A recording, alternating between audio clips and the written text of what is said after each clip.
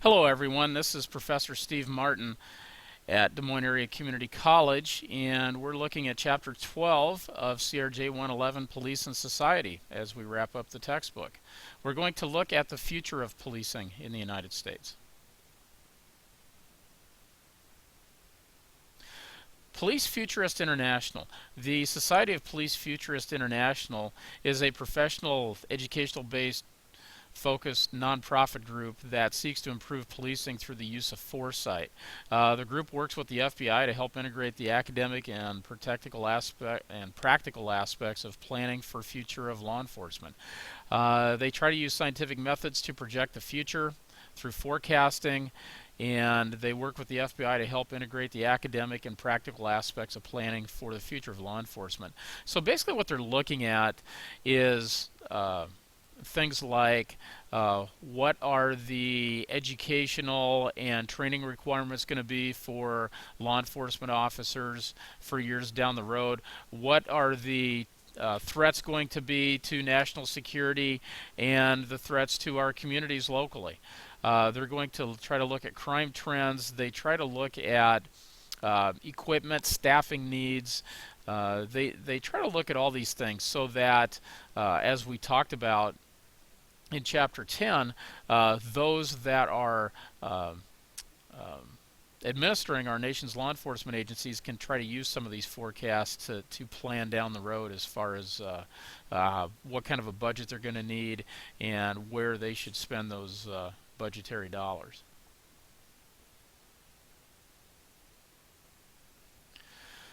As far as looking at the future,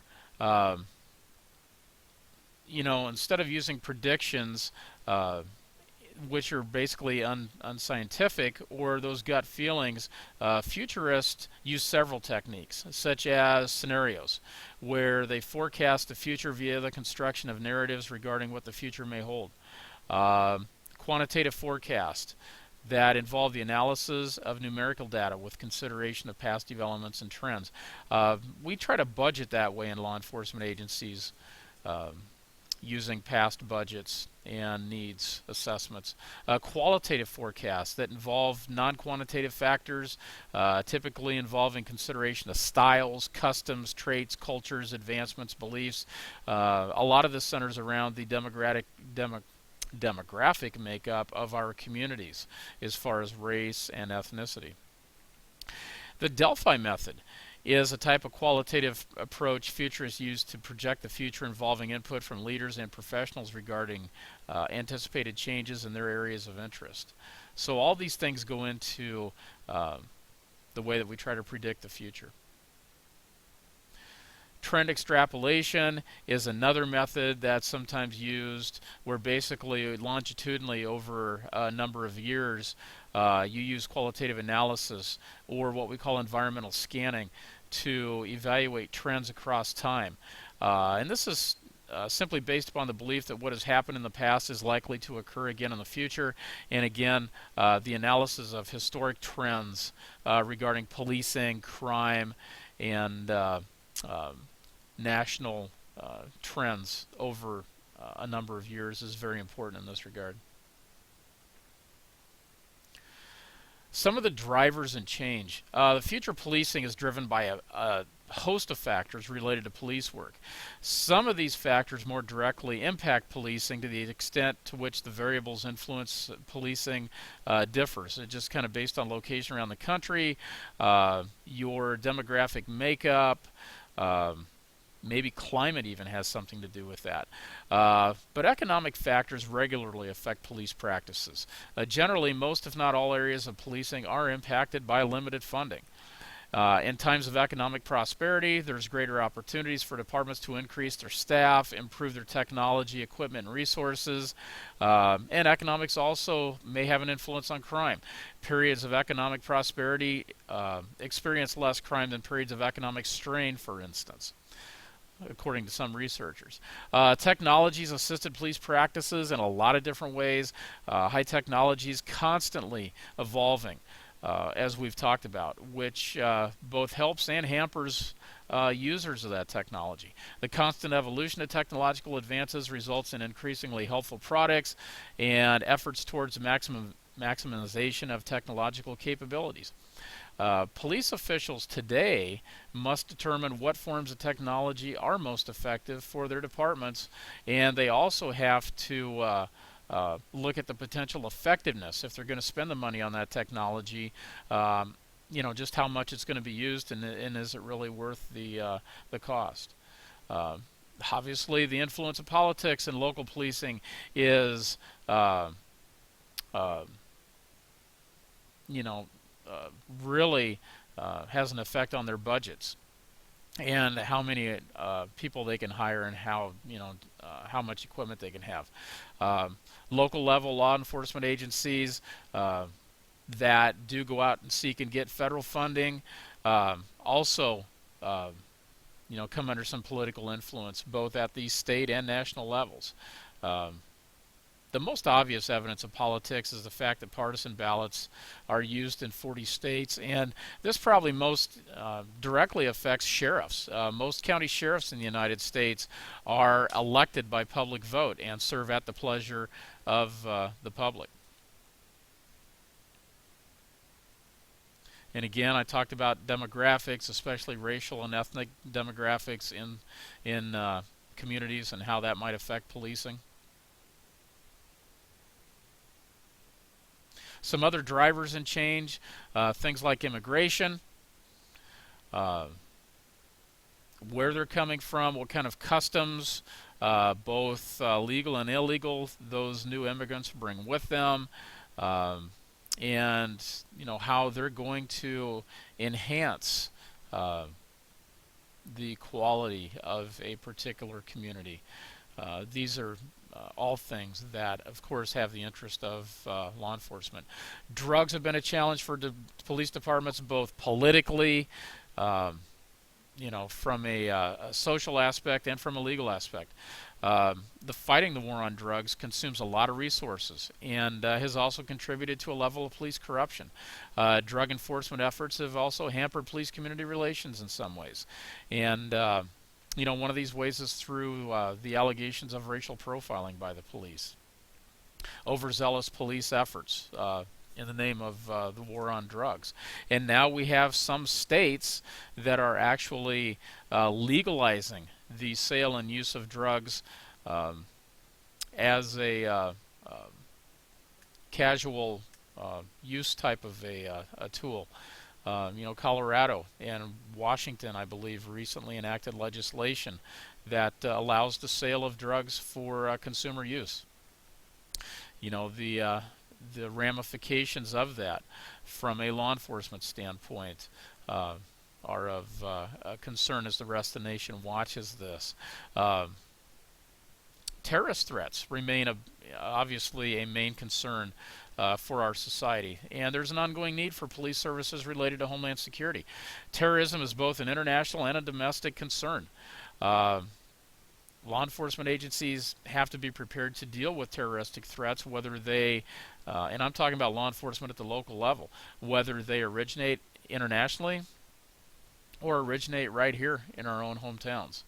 The extent to which police departments clearly understand and react to their role in this homeland security effort is evolving all the time.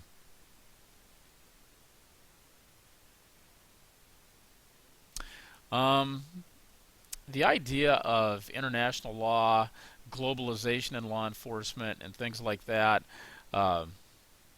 centers around discussions of the cultural, social, and economic issues and how that's been affected by technology. And, of course, this goes along with international integration and interaction of agencies and countries working together, and like we talked about when investigating cybercrime, the ability of the United States to work with international law enforcement agencies to pursue law violators and criminals that perpetrate crimes here in the United States. Interpol was actually created in 1923 to provide support for internationalization of law enforcement, particularly with regard to criminal investigations, and also serving as a repository for intelligence information and crime statistics. it was kind of a centralization or clearinghouse type of a effort that created Interpol and the purpose for Interpol.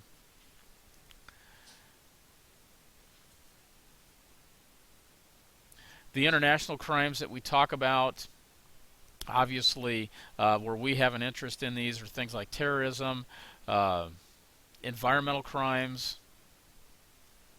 drug trafficking, gang-related crimes. Human trafficking is a huge issue right now. Even here in Iowa, we're trying to get some legislation passed regarding human trafficking, and there's also ongoing training with local and state law enforcement officers in curbing and fighting human trafficking issues that we have going on right now. High-tech crimes, obviously, still a big deal. Illegal weapons trafficking goes along with, in a lot of cases, illegal immigration and human trafficking. And, the idea of organized crime still exists and is prominent in some areas of the United States. And again, we share some of these same criminals with other uh, countries around the world. Um, the idea of Interpol and the United Nations, uh, they've been the leaders in championing the move towards more internationalization of law enforcement.